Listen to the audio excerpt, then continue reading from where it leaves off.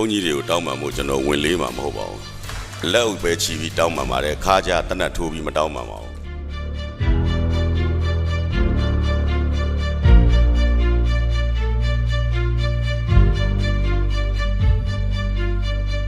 rule of law ဆိုတဲ့တရားဥပဒေစိုးမိုးရေးဟာဗဇက်ကပြောတော့တော်တော်ကောင်းတယ်လှနာနားထောင်လို့လည်းကောင်းတယ်တရားဥပဒေရဲ့ရှေ့မှောက်မှာအလုံးကဒန်းတူပဲတရားဥပဒေရဲ့ရှေ့မှောက်မှာအလုံးကညီညီမျှမျှပဲတရားဥပဒေရဲ့ရှေ့မှောက်မှာအလုံးအခွင့်အရေးတူတူညီညီရှိကြတယ်ကျွန်တော်တို့နှစ်ပေါင်း90ရှိခဲ့ပြီတရားဥပဒေရဲ့အကအကွယ်ကိုတစ်ခါမှမရခဲ့ဘူး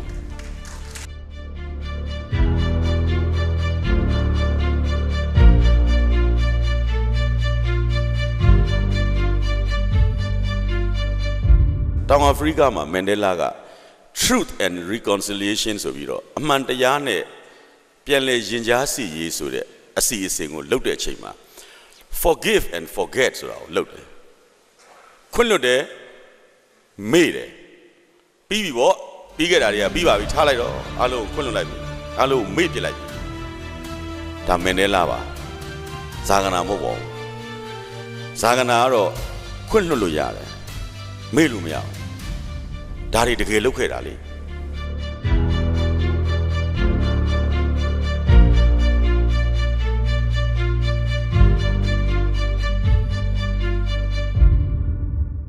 ကောင်းစဉ်ကကြောင်တောင်တောင်ကောင်းစဉ်လို့ထင်စရာအကြောင်းရှိပါတယ်3-3လီ9ပဲဖြစ်ရမှာပေါ့3-3လီဆိုတော့10ဖြစ်သွားတယ်ကျွန်တော်ဘာလို့ကတော့ပါဗျဟိုတပည့်တော်စာပေဟောပြောပွဲဆိုတော့ပြိတ္တနဲ့စကားပြောတဲ့အခါမှာကျွန်တော်တို့ခမည်းတော်ဆိုပြီးတုံတုံမီဆရာတော်များကိုမယုံမသိပြောတယ်လို့ဖြစ်မှာဆိုလို့ဆရာတော်တန်ဃာတော်များကိုဒီနေရာကနေဥစွာပထမတောင်းပန်ပါတယ်ဗျဘုန်းကြီးတွေကိုတောင်းပန်မှုကျွန်တော်ဝင်လေးမှာမဟုတ်ပါဘူး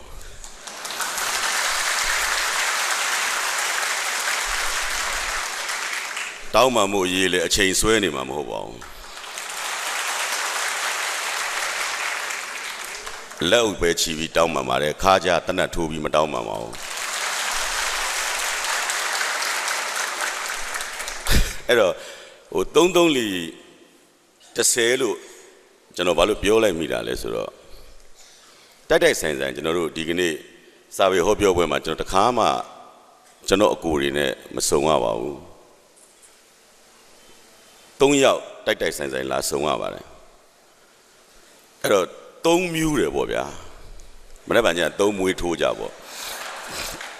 ကျွန်တော်ကဒီရက်ပိုင်းမှာကျွန်တော်စာပေဟောပြောပွဲတွေလိုက်ဟောမိတယ်ဘာယောဂထလို့လိုက်ဟောမိနေမှလည်းမသိဘူးအဲ့ဒီဟောတိုင်း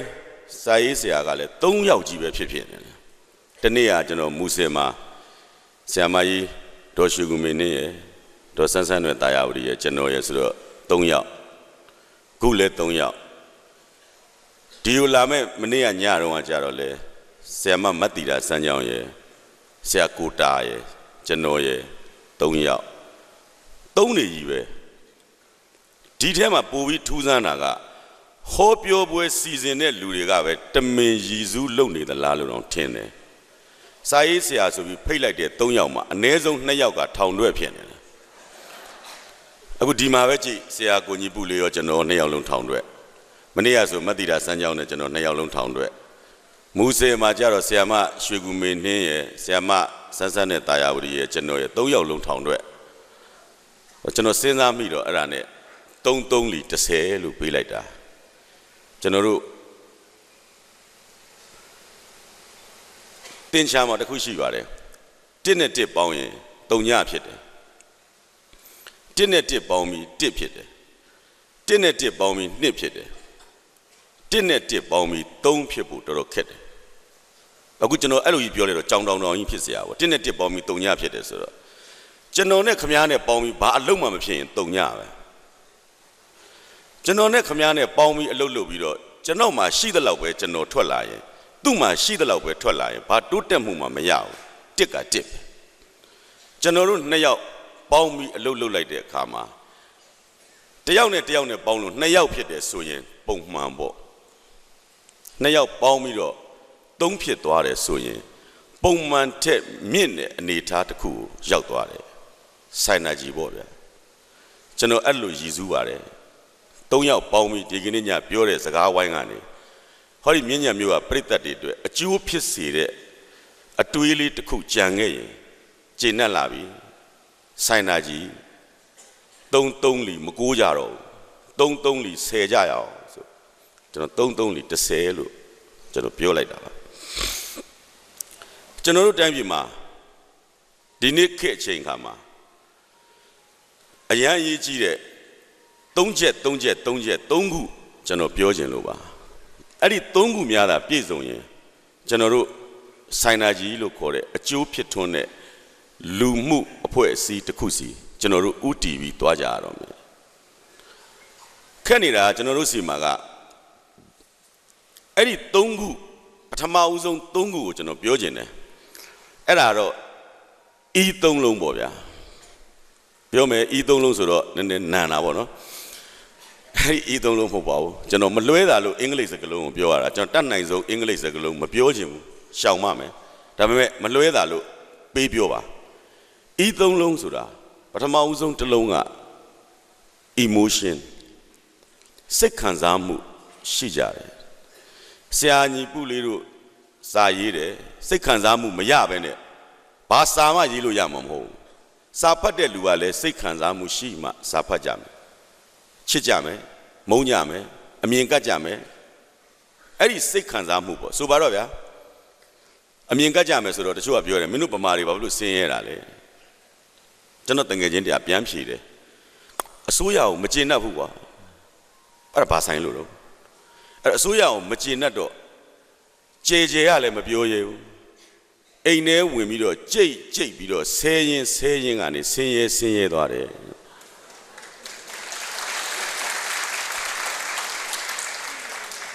စိတ်ထဲမှာနာလိုက်တာဟိုပြိတ္တကလက်ခုပ်တီးပြီးတော့ရည်တယ်ကျွန်တော်ကတော့စိတ်ထဲနာတယ်တော်တော်နာကျင်နဲ့ရည်ရတယ်ပြက်လုံးပေါ့ဘာလို့လဲဆိုတော့ဘာဖြစ်လို့မကျင်တတ်တာကိုကြိတ်ပြောနေရပြောင်ပြောပေါ့လူပဲပြောတော့လူတွေအားလုံးရဲ့အခွင့်အရေးလွတ်လပ်စွာပြောဆိုခွင့်လွတ်လပ်စွာဝေဖန်ပိုင်းခြားခွင့်ကျွန်တော်တို့လူပဲဗျာမကြိုက်တာကိုမကြိုက်ဘူးလို့ပြောရမှာပဲမကြိုက်တာကိုမကြိုက်ဘူးလို့ကြိတ်ပြောနေရမယ်ခက်မဟုတ်တော့ပါဘူးဒီနေ့ဒီချိန်ဒီခါမနေ့ကကြောက်ချင်ကြောက်ခဲ့မယ်ဒီနေ့ညဒီစကားဝိုင်းအပြီးမှာတော့မကြောက်ကြပါနဲ့တော့ပြောစရာရှိရဲပြောပါအချိန်နေချိန်ခါပြောင်းလဲရပြီရဲတွေးပြီးရဲပြောတဲ့ delay ကိုဒီနေ့ညကစထူထောင်ကြပါနောက်တစ်ခုကစောစောကကျွန်တော်တို့နိုင်ငံရေးလောက်ကြတဲ့အကြောင်းကိုဆရာလည်းပြောသွားပါတယ်အားလုံးလည်းကြားဖို့နေကြတယ်နိုင်ငံရေးလောက်တော့ထောင်ကြတယ်ဟုတ်တာပေါ့နိုင်ငံရေးလောက်ရင်ထောင်မကြဘူးဆိုတော့တယောက်မှကိုမရှိဘူးစောစောကတော့တယောက်ကလာပြောသေးတယ်နိုင်ငံရေးအကျဉ်းသားတွေကိုလှူခြင်းလို့ဆရာဦးဝင်းတင်စီလှူပါလို့နိုင်ငံရေးလောက်ရင်ထောင်ကြတယ်ဆိုတဲ့ခစ်ကတော်ဖို့ကောင်းပြီဒီနေ့ညအစလို့နိုင်ငံရေးလောက်ရင်ထောင်မကြဘူးဆိုတဲ့ခစ်ကိုကျွန်တော်တို့ပြောင်းကြရအောင်အဲ့ဒါအစိုးရကိုကြီးပဲပြောနေဖို့မလိုပါဘူးကိုယ်တိုင်ကစပြောင်းမှုလိုတာကျွန်တော်နိုင်ငံရေးလုပ်လို့ရပါတယ်ထောင်မကြတဲ့နိုင်ငံရေးလို့ပြောနေတာမဟုတ်ဘူးနိုင်ငံရေးလုပ်လို့ထောင်မကြဘူးလို့ကျွန်တော်ပြောနေတာပါကျွန်တော်တို့ရဲတွေးပေါ့ရဲပြောပေါ့အဲ့တော့ခုနကကျွန်တော်ပြောတဲ့ E ဆိုတဲ့ခံစားမှု emotion ကိုယ်မှာရှိတဲ့ခံစားမှုကိုမှကိုမပြောရဲရင်ဘယ်သူသွားပြောอ่ะဘယ်သူကိုစားပြုပြီးတော့ကျွန်တော်တို့ငှားပြောကြရမှာစင်ကာပူနိုင်ငံကလီကွမ်းယူကြားဖို့နေကြပါတယ်အားလုံးကျွန်တော်သိမုန်းတာသူ့နိုင်ငံတိုးတက်တာမှန်တယ်ဘေးနိုင်ငံတွေကိုအယံပုတ်ခတ်တယ်ကျွန်တော်တို့နိုင်ငံဆိုရင်ကျွန်တော်တို့မြန်မာနိုင်ငံမဆိုရင်သူနှိပ်စက်တဲ့တန်းကိုတော်တော်ခံရတယ်အဲ့ဒီလူကဘာပြောလဲဆိုတော့ဒီနေ့ခေတ်မှာ emotion တွေမလိုချင်ဘူးစိတ်ခံစားမှုရှိတဲ့လူတွေကိုမလိုချင်ဘူးပေါ့ခေတ်က education ခေတ်တဲ့ပညာရေးခေတ်ပေါ့ဟုတ်တာပေါ့သူ့အနေနဲ့ပြောအားရှိတယ်ဘာကြောင့်လဲဆိုတော့စင်ကာပူဆိုတဲ့နိုင်ငံကပညာရေးကိုပွဲစားလုပ်ပြီးချမ်းသာလာတဲ့နိုင်ငံအဲ့တော့သူက emotion ခေါ်တဲ့ခံစားမှုကိုမလိုချင်ဘူးလို့ပြောတာကျွန်တော်တို့ကတော့လိုချင်တယ်ဟောဒီကမြင်းညာပြိတ္တကြီးလဲလိုစေချင်တယ်ဘာကြောင့်လဲစိတ်ခံစားမှုခေါ်တဲ့ emotion တစ်လုံးကိုမှမရရင် aesthetic English စကားလုံးပဲသို့တော့ American စလုံးပေါင်းနေဆိုတော့ aesthetic နောက် e တစ်လုံးပေါ့ယတဘာမှမခံစားရတော့ဘူးအလှအပတရားဘာမှမသိတော့ဘူးပကံမှာနေဝင်ချင်းကိုလာကြည့်နေကြတယ်နိုင်ငံသားတွေညနေရလဲတပုံကြီးတွေ့တယ်နေဝင်ချင်းကဘယ်နာကြည့်ကြည့်လှတာကြီးပဲပကံကကြည့်ရင်ပိုလှတယ်ဗမာပြည်ကလူကကြည့်လဲလှတာပဲအိန္ဒိယကလူလာကြည့်လဲလှတာပဲအမေရိကကလူလာကြည့်လဲလှတာပဲဒါကြီးကိုလှမှဘာဖြစ်လို့ဘသူကသတ်မှတ်တာလဲအဲ့ဒီအလှတရားဆိုတာစိတ်ခံစားမှုကြောင့်အဲ့ဒီအလှတရားဖြစ်လာတယ်အတူတူကြီးပဲအမေရိကန်လည်းလှတာကိုမြင်တတ်တယ်ဗမာလည်းလှတာကိုမြင်တတ်တယ်ကလားလည်းလှတာမြင်တတ်တယ်တရုတ်လည်းလှတာမြင်တတ်တာပဲအဲ့ဒီ emotion ခေါ်တဲ့စိတ်ခံစားမှုကျွန်တော်တို့မရခဲ့ရင်အဲ့ဒီ aesthetic လို့ခေါ်တဲ့အလှတရားကိုမခံစားတတ်တော့ဘူးအဲ့ဒီလိုအလှတရားကိုမခံစားတတ်တော့ဘူးဆိုတာ ਨੇ နောက် e တစ်လုံး empathy ခေါ်တဲ့စာနာမှုတရားဘယ်တော့မှအဲ့ဒီလူမှာမရှိတော့ဘူးအဲ့ဒါကတော့ကျွန်တော်ဖြစ်တယ်လို့ तू မဖြစ်ပါစေနဲ့ကျွန်တော်နာတယ်လို့ तू မနာပါစေနဲ့ကျွန်တော်ခံရတယ်လို့ तू မခံရပါစေနဲ့ဆိုတဲ့ကိုချင်းစာစိတ်စာနာစိတ်ဆိုတဲ့တရားပဲအဲ့တော့ကျွန်တော်ဤသုံးလုံးလို့ကျွန်တော်ပြောရတာအရေးကြီးလို့ပါအဲ့ဒီတစ် emotion စိတ်ခံစားမှုရှိမှနှစ် aesthetic အလှဗေဒယတဗေဒကိုနားလည်မယ်အဲ့ဒါကိုနားလည်မှတတိယမြောက် empathy လို့ခေါ်တဲ့ကိုချင်းစာနာစိတ်တရားရှိလာမယ်ကိုချင်းစာနာစိတ်တရားမရှိတော့လက်ပတောင်းတောင်ဖြစ်လာတာပေါ့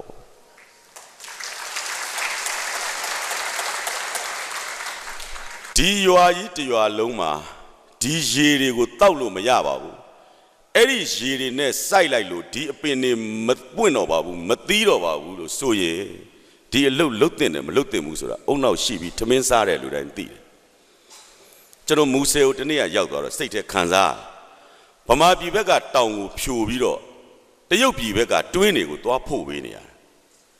ကိုယ့်စီကတောင်နှလုံးဖြိုရင်ဟိုဘက်ကကျင်းနှစ်ကျင်းဖြည့်ပြီးသားဖြစ်တယ်မြေပြန့်ချင်းဖြစ်အောင်ညှိတာဟုတ်ဗျာသူ့ဘက်ကပြည့်သွားပြီမဲ့ကိုယ့်ဘက်ကယော့သွားတာတောင်နှလုံးကိုချင်းစာနှိတ်ရှိခဲ့ရင်ဒီလှုပ်လှုပ်ပါမလားကိုချင်းစာနာစိတ်တရားထားခဲ့ရင်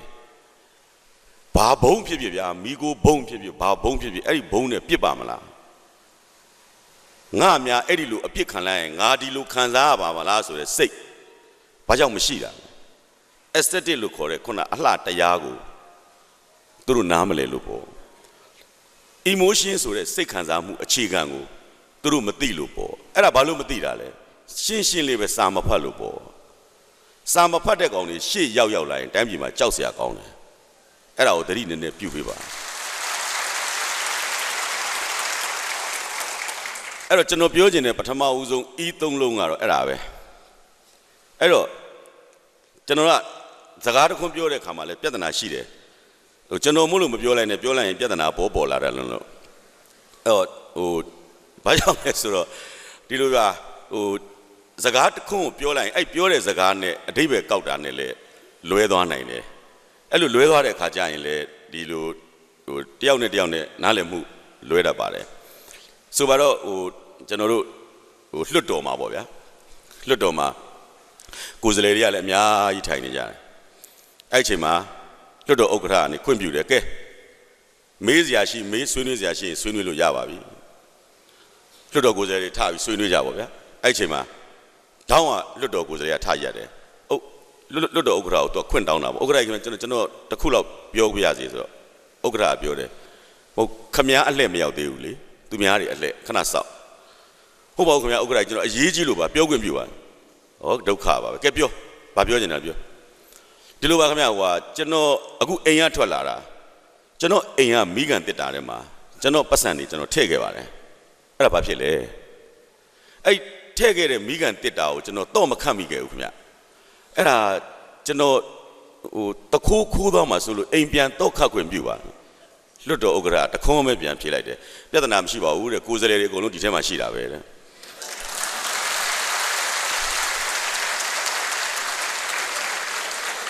အမှန်ကတော့အားလုံးလက်ဒီမှာပဲအတူတူပဲလို့ပြောတာလေပြိဿကဘယ်လိုသဘောပေါက်သွားလဲမသိဘူးနော်ချ ကျွန်တော်ပြောချင်တာအားလုံးဒီမှာထိုင်နေကြတာပဲခင်ဗျားလည်းပြန်မနေပါနဲ့ခိုးသွားပလိစီပေါ့ဗျာဆိုတဲ့စိတ်နဲ့ပြောပုံရပါတယ်ဒါပေမဲ့အတိတ်ပဲအရာတော့ခုနပရိသတ်နဲ့တူတူပဲဖြစ်သွားပုံရတယ်ဆိုတော့ကျွန်တော်ပြောချင်တာအတိတ်ပဲကောက်လွဲမှာဆိုပါတယ်သို့တော့ကျွန်တော်တို့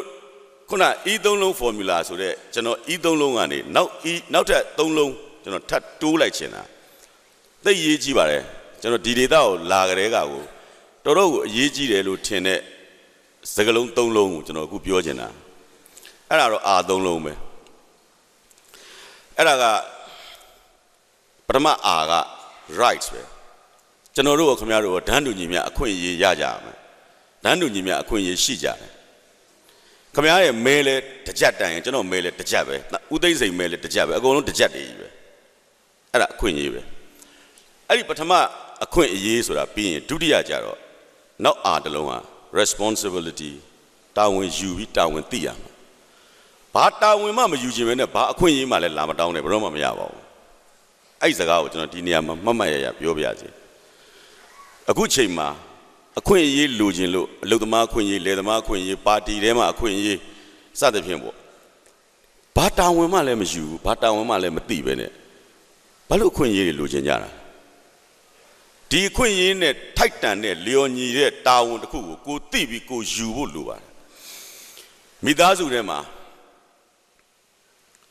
အဖေလှုပ်တဲ့လူပဲဖြစ်ဖြစ်အမေလှုပ်တဲ့လူပဲဖြစ်ဖြစ်မိဘတာဝန်မကြေပြွန်ရင်သားသမီးကသူ့ကိုအဖေအမေလို့မခေါ်ပဲနေလို့ရပါတယ်သားသမီးကလည်းသားသမီးတာဝန်မကြေပြွန်ရင်ဘယ်မိဘကမှလည်းဘာအခွင့်အရေးမှပေးစရာမလိုပါဘူးအဲ့တော့အဲ့ဒီအခွင့်အရေးဆိုတဲ့ rights နဲ့တာဝန်သိပြီးတာဝန်ယူတဲ့ responsibility ကချိတ်ဆက်နေပါတယ်ဘာတာဝန်မှမယူဘူးဗျာဘာတာဝန်မှလည်းမသိဘူးဗျာဘာအခွင့်အရေးလိုချင်တာလဲဘာအခွင့်အရေးမှလည်းရလာစရာမရှိပါဘူး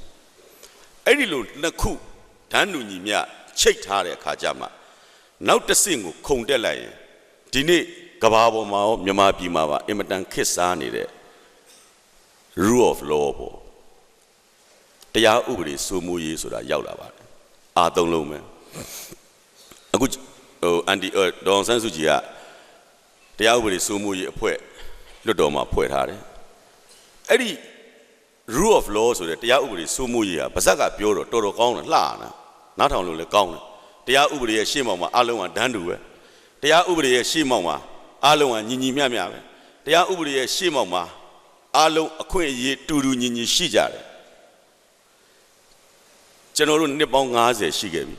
တရားဥပဒေရဲ့အကအကွယ်ကိုတစ်ခါမှမရခဲ့ဘူး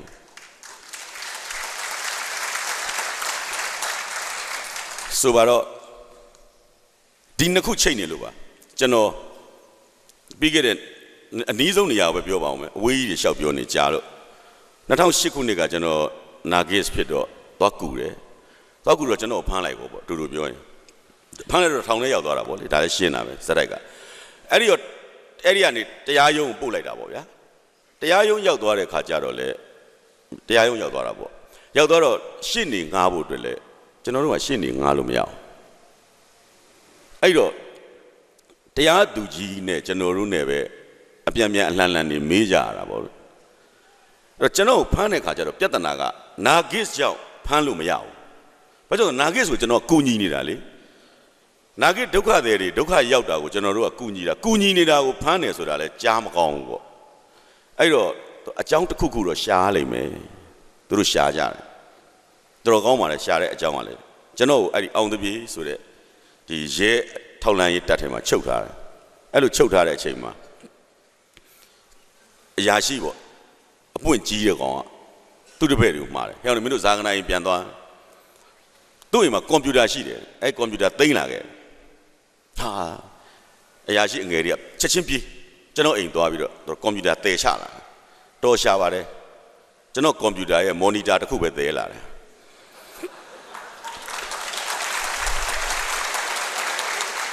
ကျွန်တော်လည်းဘာဖြစ်လဲမသိကြအောင်စောင်းပြီးတိုင်းကြည့်နေတာပေါ့သူတို့ဆရာတစ်ပည့်နှစ်ယောက်ရန်ဖြစ်နေကြဟဲ့ကွန်ပျူတာဆိုတာနှစ်ခုရှိရမယ်ဟာမဟုတ်ဘူးဆရာကျွန်တော်တွေ့တာဒီတစ်ခုပဲတွေ့တယ်အမှန်မှန်တော့ဟိုက system unit ပါမလာဘူးလေကျွန်တော်တို့ motherboard ထည့်ထားတဲ့ system unit ပါလာရမယ်ဒီ monitor လို့ခေါ်တဲ့ဒီ screen လေးတစ်ခုတည်းနဲ့တော့ဘာလုပ်လို့ရမှာလဲဒါပေမဲ့ဟိုကတော့ဒါကွန်ပျူတာပဲဆိုပြီးသဲလာတာပဲလေ အဲ့ဒါမထူးတော့ဘူးဆိုပြီးတော့ဟိုမော်နီတာကြီးပဲကင်ပြီးတော့ကျွန်တော်အဲ့ဒီမော်နီတာထားမှုနဲ့တရားစွဲတော့တာပဲ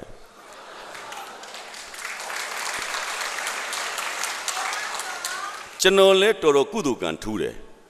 electronic app နဲ့ဗမာပြည်မှာပထမဦးဆုံးဖန်ခံရတာကျွန်တော်ပဲအဲ့တော့ဖြစ်လိုက်ရင်ကျွန်တော်ထိတ်ဆုံးရကြီးပဲ88တုန်းကလည်းပထမဦးဆုံးဖန်ခံရတာကျွန်တော်အင်းစိန်တောင်ပထမဦးဆုံးပုတ်ခံရတာကျွန်တော်ရွေးကောက်ပွဲ90ကာလမှာပထမဦးဆုံးဖန်ခံရတော့လည်းကျွန်တော်ပဲ2009နာဂစ်ဖြစ်တော့အပေါင်းရွှေအောင်တန်ခါဖြစ်တော့ပထမဦးဆုံးဖန်ခံရတာကျွန်တော်ပဲ2008နာဂစ်ကျတော့လည်းပထမဦးဆုံးဖန်ခံရတာကျွန်တော်ပဲ electronic app နဲ့ပထမဦးဆုံးတရားအစွဲခံရတာလည်းကျွန်တော်ပဲအဲ့ဒီဟာလေးတစ်ခုထားမိတာနဲ့ကျွန်တော်မှာ15နှစ်ချခံရတာ gain ကျွန်တော်တို့ကတရားဥပဒေရဲ့ရှေ့မှောက်မှာဒန်းတူညီမျှဆိုတာဖြစ်လာသလားနောက်တစ်ခုကျတော့ထူးဆန်းလိုက်တာတရားသူကြီးကကျွန်တော်ကိုမေးတယ်ကိုသာကနာနဲ့ခင်ဗျားမှာ email လိပ်စာရှိလားတဲ့ဟာရှိတာဗောကျွန်တော် email လိပ်စာကသူရ61@gmail.com ညနာကိုပြတ်သွားတာပဲတရားသူကြီးကဒီမှာကိုသာကနာနဲ့ခင်ဗျားကိုကျွန်တော်လူကြီးလူကောင်းလို့ပြောနေတာနော်ဘာဖြစ်လို့လဲကျွန်တော်ခင်ဗျားကိုမေးတာ email လို့မေးတာဘာလို့ခင်ဗျား gmail ပေးတာလဲဟာ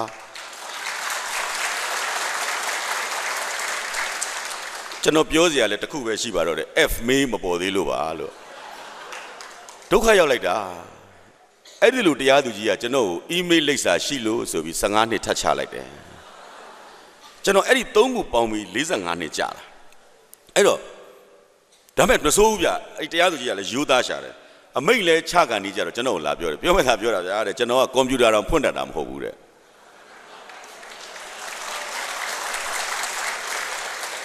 ကွန်ပျူတာတော့မဖွင့်တတ်တဲ့လူကချတာဆိုတော့ကျွန်တော်တော်တော်ဂုဏ်ယူပါတယ်ကျွန်တော်ဗမာပြည်မှာဒါဒိတ်ပဲဗျာကျွန်တော် electronic app နဲ့ကျွန်တော်အချခံရတယ်ဆိုတော့အဲ့တော့ကျွန်တော်ပြောချင်တဲ့အကြောင်းအရာခုန rule of law လို့ခေါ်တဲ့အာတလုံးပေါ့တရားဥပဒေစိုးမိုးရေးအတွက်ကိုကျွန်တော်တို့က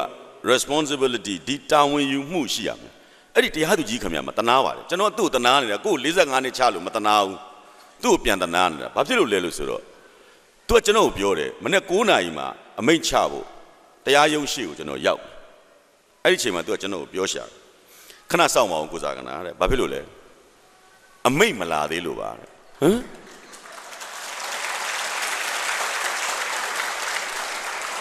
တရားသူကြီးကအမိန့်ချမှာသူ့စီအမိန့်မလာသေးဘူးဆိုတော့ तू ကဘာဖြစ်သွားတော့တကယ်ကျွန်တော်တို့မအားတင်စရာ3နာရီတုန်းမှအမိန့်ချတယ်ကျွန်တော်9နာရီတည်းကကိုအမိန့်မလာသေးလို့လေဆိုတော့တရားသူကြီးတယောက်ရဲ့တာဝန်ကရောဗါတဲ့တော့အဲ့ဒါလိုရေးပေးတဲ့စာရွက်လေးတယောက်ကိုဖတ်ယုံမယ်လားအဲ့ဒါတရားသူကြီးလားအဲ့တော့ကျွန်တော်ပြောချင်တာကကိုယ့်ရဲ့တာဝန်ရှိတာကိုတာဝန်သိရမယ်သိတဲ့တာဝန်ကိုကျေပြွန်ရမယ်အဲ့ဒီ responsibility အဲ့ဒီတာဝန်မကျေပြွန်ရင် rule of law တရားဥပဒေစိုးမိုးရေးပဲတော့မှဖြစ်မလာဘူးအဲ့တော့ကျွန်တော်တို့စီမှာရှိတဲ့လူငယ်တွေပဲဖြစ်ဖြစ်လူကြီးတွေပဲဖြစ်ဖြစ်လူလက်တွေပဲဖြစ်ဖြစ်အကုန်လုံးအရင်ကတာဝန်မကျေခဲ့ဘူးတာဝန်မသိခဲ့ဘူးဆိုရင်ခုတာဝန်သိလို့ရပြီတာဝန်ကျေလို့ရပြီကိုယ်တာဝန်ကိုယူလို့ရပြီကိုယ်တာဝန်ဆိုတာနဲ့ပတ်သက်လို့ကျွန်တော်တခုတော့ပြောချင်တယ်ညာကတော့ရည်စရာလေးပါဒီမှာတော့ဘန်ပေါ့လေအေယာဝတီဘန်ပဲထားပါတော့အဲ့ဒီဘန်ပေါ့အဲ့ဘန်ကိုသမရရောက်လာတယ်သမရဘန်မန်နေဂျာကိုပြောတယ်ကျုပ်ပစံ300ထားဒီမှာထားရတဲ့ထဲကကျုပ်ပစံ300ထုတ်ချင်တယ်ဗျာအဲ့တော့ကျုပ်ကို300ထုတ်ပေးပါဆိုတော့ဘန်မန်နေဂျာကသူ့မှာတာဝန်ရှိတယ်ပစံထုတ်ပေးရမယ်တာဝန်ဒါပေမဲ့ဘန်မန်နေဂျာကဆက်ပြီးတော့သူ့ရဲ့ထမ်းဆောင်ရမယ်နောက်ထပ်တာဝန်တစ်ခုရှိတယ်ဘသူပဲဖြစ်ဖြစ်သူပြောရတော့မယ်တစ်ခုကတော့မှတ်ပုံတင်ပေးပါမှတ်ပုံတင်မပါရင်တော့ဘယ်လိုထုတ်ပြလို့ရပစံလည်းဘယ်လိုထုတ်ပေးလို့ရအဲ့တော့တာမန်လုပ်တဲ့လူကကျွန်တော်မှတ်ပုံတင်ပါမလားဘူး sorry ပဲတာမန်မကောက်လို့ဘယ်လိုဖြစ်ဖြစ်မှတ်ပုံတင်မပါရင်မပေးဘူးပစံသွားဆိုတော့ဟိုကဟာမဟုတ်သေးဘူးတေချာကြည့်ပါဦးဒါတာမန်ပါတာမန်တယောက်ကပစံလာထုတ်တာကိုမှတ်ပုံတင်မရှိဘူးဆိုရင်ဘာလို့ပြန်လွတ်တာလဲကောင်းပြီဒါဆိုရင်တခုတော့ပြောမယ်တမရဖြစ်ကြောင်းအထောက်အထားခိုင်ခိုင်မာမာပြအဲ့ဒါဆိုပေးမယ်ဟာဒုက္ခရောက်ပြီတမရဖြစ်ကြောင်းအထောက်အထားခိုင်ခိုင်မာမာဘလူပြရမှာလဲကျွန်တော်နားမလဲဘူးပြန်ရှင်းပြပါဦး ဟောစဉ်းစားလိုက်ပြီးတော့โอเคအဲ့ဆိုရင်ကျွန်မပြောပါမယ်ကျွန်မတို့စီကိုလွန်ခဲ့တဲ့တလလောက်ကစာရေးဆရာချစ်ဦးညိုလာပါတယ်အဲ့လိုပဲမှတ်ပုံတင်ပါမလာပါဘူးကျွန်မတို့ကလည်းမေးပါတယ်ဆရာချစ်ဦးညိုဖြစ်ကြောင်းအထောက်ထားပြပါတခါတည်းကိုင်းနေအောင်ကတော့တာပဲတချင်းနေဆိုပြီးတော့အဲ့ကြသိကြပြီဒါချစ်ဦးညိုပဲဆိုပြီးထုတ်ပေးလိုက်တယ်ကျွန်မဟုတ်ပြီနောက်တစ်ပတ်လောက်နေတော့ဇင်ဝိုင်းရောက်လာပါတယ်ရုပ်ရှင်စီယုံဥက္ကဋ္ဌအသစ်ကိုသူလည်းမှတ်ပုံတင်ပါမလာဘူးကျွန်မကပြောတယ်အဲ့ဆိုလဲဇင်ဝိုင်းဖြစ်ကြောင်းအထောက်ထားပြပါဆိုတော့သူစဉ်းစားပြီးချက်ချင်းလုပ်တယ်ကျွန်တော်ရုပ်ရှင်စီယုံဥက္ကဋ္ဌဖြစ်တယ်ကျွန်တော်ဝိုင်းခိုင်းနေကြတာပါဗျာကျွန်တော်ဥက္ကဋ္ဌကိုမတူပါဘူးကျွန်တော်ကခိုင်းပါပြတာပါကြုံပါဆိုပြောတယ်အဲ့ဒါလောက်တောင်ငိုနေမှတော့တေးကြပြီဒါဇင်ဝိုင်းပဲအဲ့တော့တမ္ပရကြီးလဲတမ္ပရကြီးအနေနဲ့တိတာထင်ရှားတဲ့အထောက်အထားတစ်ခုပြပါသူစဉ်းစားကုတ်လိုက်ဖင်ကုတ်လိုက်ခေါင်းကုတ်လိုက်ကိုကြည့်တီးကြည့်9မိနစ်လောက်ကြာတဲ့အထိစဉ်းစားလို့အဖြေမပေါ်ရှာဘူးနောက်မှပြန်ပြောလိုက်တယ်ဘာပြောလဲဆိုတော့အေးဗျာကျွန်တော်ဘာလုပ်လို့လောက်အောင်မှန်းကိုမသိပါဘူးဟာကောင်းပါပြီရော့ယူသွားပါတဲ့ပတ်စံနဲ့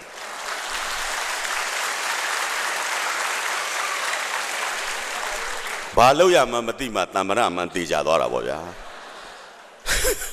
အဲ့ဒါ responsibility ပဲကျွန်တော်ပြောချင်တာ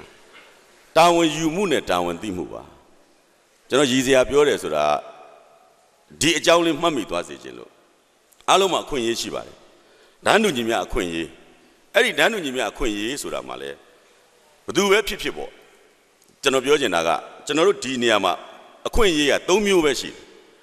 တယ်တရားဥပဒေနိုင်ငံတော်ဖွဲ့စည်းချုပ်ပုံအခြေခံဥပဒေကပေးထားတဲ့အခွင့်အရေးဆိုတာကျွန်တော်တို့တစ်ခုပဲရနောက်တစ်ခုကကျွန်တော်တို့ရဲ့လူမှုပတ်ဝန်းကျင်ကပေးထားတဲ့အခွင့်အရေးရက်ွက်ထဲမှာကျွန်တော်တို့နေကြတယ်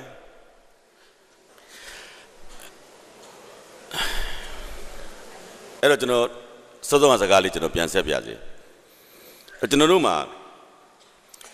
ဖွဲ့စည်းချုပ်ပုံအခြေခံဥပဒေကပေးထားတဲ့ကျွန်တော်တို့ရဲ့အခွင့်အရေးဆိုတာရှိပါတယ်အားလုံးဒီမှာဖွဲ့စည်းချုပ်ပုံအခြေခံဥပဒေကိုအစအနေအဆုံးဖတ်ပြီးတော့တည်တည်ချာချာထဲထဲဝင်ဝင်နားလည်ပြီးတော့ကိုယ့်အခွင့်အရေးကဘာလဲငါပါဝင်ငါတို့လူအဖွဲ့အစည်းရဲ့အခွင့်အရေးကရောဘာလဲငါတို့နေထိုင်နေတဲ့မြင်းကြံမြို့ရဲ့အခွင့်အရေးကရောဘာလဲဆိုတာသိအောင်လုပ်ဖို့ကြတော့ကျွန်တော်တို့တာဝန်ဖြစ်သွားပါပြီဒီဖွဲ့စည်းချုပ်ပုံအခြေခံဥပဒေကိုပြင်ဖို့တွေမပြင်ဖို့တွေကကိုယ့်လို့မဟုတ်ဘူးခဏလေးထားလိုက်အောင်လောလောဆယ်အဲ့ဒီကပေးထားတဲ့အခွင့်အရေးကိုကျွန်တော်တို့သိဖို့လိုပါတယ်နားလည်ဖို့လည်းလိုပါတယ်ဒါကဥပဒေကပေးတဲ့အခွင့်အရေးပါနောက်တစ်ခုကျတော့ကျွန်တော်တို့ရဲ့လူမှုဝန်းကျင်ကပေးလိုက်တဲ့အခွင့်အရေးကျွန်တော်တို့နေတာပေါ့ကိုရက်ွက်ထဲမှာကိုနေတယ်ရက်ွက်ကနေနည်းနည်းလေးချဲ့လိုက်ရင်လမ်းဘာမြို့နယ်ကနေချဲ့လိုက်ရင်ခရိုင်ကချဲ့လိုက်ရင်တိုင်းပြည်နယ်ပေါ့တစ်ခုချင်းစီတက်သွားလို့ရပါတယ်ကျွန်တော်တို့ရဲ့လူမှုဝန်းကျင်ကကျွန်တော်တို့ပေးထားတဲ့အခွင့်အရေးရှိတယ်ကျွန်တော်တို့မြန်မာမှာဟိုးရှိတုန်းကအင်မတန်ချစ်စရာကောင်းတဲ့ဓလေ့ရှိပါတယ်ဟိုဘက်ဒီဘက်ညှော်ကြော်ကြမယ်ဆိုရင်អော်တော့တာပဲညှော်မယ်ပြို့ဆိုပြီးអော်လိုက်တာပဲဘာကြောင့်လဲကို့အတွက်နဲ့သူများအနှောက်အယှက်မဖြစ်စေချင်လို့ဒါအင်မတန်ရိုးတယ်ဘယ်သူမှမရေးဘဲနဲ့အမေရိကန်နိုင်ငံရဲ့လူအခွင့်အရေးကြီးညာစရန်ပါစရာမလိုပါဘူးကျွန်တော်တို့မြန်မာမှာဒီဓလေ့ရှိပြီးသားပဲအဲ့ဒါလူမှုဝန်းကျင်ကပေးလိုက်တဲ့အခွင့်အရေးပဲသိရမှာပေါ့ဒီရမှာကျွန်တော်တို့နောက်တစ်ဆင့်တက်မယ်ဆိုရင်ကျွန်တော်တို့ကျင့်ဝတ်ကပေးတဲ့အခွင့်အရေးတိတ်ရေးကြီးတယ်ကျွန်တော်တို့အဲ့လိုမြင်တယ်ကျွန်တော်တို့ရဲ့ကျင့်ဝတ်တွေထိမ့်ဖို့လိုတယ်ကျွန်တော်နမူနာတစ်ခုပြောချင်တယ်အမေရိကန်ကိုရောက်သွားတဲ့အခါမှာကျွန်တော်မိတ်ဆွေရဲ့သမီးကဒီရုပ်ရှင်တွေဗီဒီယိုတွေကိုတီးဖြတ်တဲ့ software ပေါ့သူ့ရဲ့ computer ထဲမှာထည့်ထားတယ် Final Cut Pro လို့ခေါ်တယ်ဈေးတအားကြီးတာပဲမြန်မာငွေနဲ့ဆိုရင်18သိန်းလောက်ကြာကျွန်တော်မဝင်နိုင်ပါဘူးအဲ့တော့ကျွန်တော်ဘာလုပ်ရလဲဆိုတော့ကျွန်တော်တငယ်ချင်းရဲ့သမီးလေးကိုကျွန်တော်ကပြောရတယ်သမီးအဲ့ဒီ software လေးကိုဦးရဲ့ computer ထဲမောင်းထည့်ပေးလိုက်ပါလား73နှစ်သမီးလေးကဒီလိုမော့ကြည့်ပြီးတော့ရမလားတဲ့မူပိုင်ခွင့်အခွင့်အရေးကိုချိုးဖောက်တယ်လို့ဖြစ်သွားမှာပေါ့ရှက်လိုက်တာကျွန်တော် ကိုသမီးရွယ်ကိုမီတူမအရွယ်ခလေးလေးကမူပိုင်ခွင့်ကိုအသွေးတဲ့အသားတွေကအဲ့ဒါလိုလိုက်နာကျွန်တော်တို့ကိုယ်တိုင်ကကြတော့ကျွန်တော်တို့ရဲ့ဗီဒီယိုဇာတ်ကားတွေခိုးတဲ့လူတွေကိုခိုးကူတွေဖန်နဲ့អော်ပြီးကိုယ်တိုင်ကကြတော့သူများပစ္စည်းသွားခိုးဖို့ကြိုးစားတာစဉ်းစားကြည့်ပါဘလောက်ရှက်ဖို့ကောင်းလဲကျွန်တော်တို့အသွေးအသားတွေမှာဒီကျင့်ဝတ်တစ်ခုကိုထိန်းရမယ်ဆိုတာဘယ်သူကပြောစရာမှမလိုပဲနဲ့အဲ့ဒီခလေးလေးကဘာလို့သိနေတာလဲစင်ကာပူနိုင်ငံမှာလမ်းမပေါ်မှာစရွေးမထွေးရဘူးရှူမပေါက်ရဘူးကြောက်ကြတယ်စရွေးလည်းမထွေးပါဘူးရှူလည်းမပေါက်ပါဘူးဒါပေမဲ့ဗမာအများစုနေကြတဲ့ပန်နီဆူလာပလာဇာလည်းရောက်သွားအောင်အဲ့နိုင်ရန်တွေမှာကွန်းစရွေးတွေကြီးပဲဟောင်းနေအောင်နန်လိုက်တဲ့သေးစော်တွေအဲ့တော့ဘာဖြစ်လို့ခုနကတော့လမ်းပေါ်ကြတော့မလုပ်တာလေဒီအလုပ်တွေကိုလွယ်လေးပဲအဲ့ဒါကြိမ်နဲ့ရိုက်မှကြောက်လို့ကြိမ်လုံးကြောက်လို့လိုက်နာတဲ့ကျင့်ဝတ်ကိုလိုက်နာတဲ့ဓလေ့ဟာမကောင်းပါဘူးကိုယ့်ရဲ့အသွေးအသားတွေကဒီကျင့်ဝတ်ကိုလိုက်နာဖို့ကျွန်တော်တို့အလေးအကျင့်လုပ်ယူကြရမယ်ခုနကလေးလေးဟာမွေးရပါအတိစိတ် तू ကဗမာကမွေးတာပါအဖေဗမာအမေဗမာကမွေးတာပါဒါပေမဲ့အမေရိကန်လိုနိုင်ငံကိုရောက်သွားတဲ့အခါမှာမွေးရပါအတိစိတ်ကသူ့ရဲ့မွေးရပါစိတ်ကိုကဒီကျင့်ဝတ်ကိုထိန်းရမယ်ဘလောက်ပဲဖြစ်နေပါလိမ့်စေဘယ်သူမှမသိဘူးဆိုတာမျိုးမဟုတ်ဘူး तू ကူးထည့်ပေးလိုက်ရင်ဘယ်သူမှမသိပါဘူးရပါတယ်ဘာဖြစ်တာမှလို့ဒါပေမဲ့ဘယ်သူမှမသိတာကသူ့အတွက်အရေးကြီးဆုံးပြဿနာအခွင့်အရေးသူများပစ္စည်းမူပိုင်ခွင့်မချိုးဖောက်ဘူးပိုင်ရှင်မသိပဲငါမလုပ်ဘူးဆိုတဲ့အသိစိတ်အဲ့ဒါကျင့်ဝတ်ပဲအဲ့ဒီကျင့်ဝတ်ဆိုတာအခွင့်အရေးနဲ့ဒန်းတူဒန်းမြညီမျှချင်းဆွဲပြီးကျင့်ဝတ်ကိုမှမဆောင်ထိန်းနိုင်ရင်အဲ့ဒီအခွင့်အရေးတွေလည်းရလာစရာအကြောင်းမရှိပါဘူးမိသားစုမှာမိသားစုကျင့်ဝတ်ဆိုတာရှိတယ်ကျွန်တော်စောစောလေးကလည်းပြောပြီးပါပြီမိသားစုဆိုတာကျွန်တော်တို့နိုင်ငံကြီးတစ်ခုလုံးရဲ့အသေးဆုံးလူအဖွဲ့အစည်းမိသားစုကနေတဆင့်တက်သွားမှာပဲမိဘရဲ့ကျင့်ဝတ်သားသမီးရဲ့ကျင့်ဝတ်ဆွေမျိုးကျင့်ဝတ်စောင့်ထိန်းရမယ်အဖေကျင့်ဝတ်အမေကျင့်ဝတ်သမီးကျင့်ဝတ်သားကျင့်ဝတ်စောင့်ထိန်းရမယ်ဒီကျင့်ဝတ်ကနေကျွန်တော်တို့တဆင့်တက်လိုက်တဲ့အခါမှာလုပ်ငန်းပိုင်းဆိုင်ရာမှာကျင့်ဝတ်ရှိလာထားပါတော့စက်ယုံတယုံမှာစက်ယုံရှင်ရှိမယ်အဲ့ဒီစက်ယုံရဲ့အလုပ်သမားရှိမယ်အလုပ်ရှင်နဲ့အလုပ်သမားကြားထဲမှာအပြန်အလှန်ထိန်းချောင်းထားတဲ့ကျင့်ဝတ်ရှိတယ်အလုပ်သမားကလည်းအလုပ်ရှင်ပေါ်မှာစောင့်ထိန်းရမယ်ကျင့်ဝတ်ရှိတယ်လို့အလုပ်ရှင်ကလည်းအလုပ်သမားပေါ်မှာစောင့်ထိန်းပေးရမယ်ကျင့်ဝတ်ရှိတယ်ဘသူ့ကိုဘသူကမှမစောင့်ထိန်းဘူးဆိုရင်အခုရန်ကုန်မှာတပိတ်မှောက်တာတွေဖြစ်လာကုန်ရောဘသူမှန်မှန်ဘသူမှားမှန်မသိများသောအားဖြင့်ကတော့အလုပ်သမားလူဒန်းစားမှန်တယ်ကြီးပဲပြောကြတာပဲဒါပေမဲ့အလုပ်သမားတိုင်းလည်းမမှန်နိုင်ဘူးအလုပ်ရှင်တိုင်းလည်းမမှန်နိုင်ဘူးအဓိကအချက်ကတော့အဲ့ဒီကျင့်ဝတ်ကိုအပြန်အလှန်မထိန်းသိမ်းကြလို့ဒီလိုပြဿနာဖြစ်လာ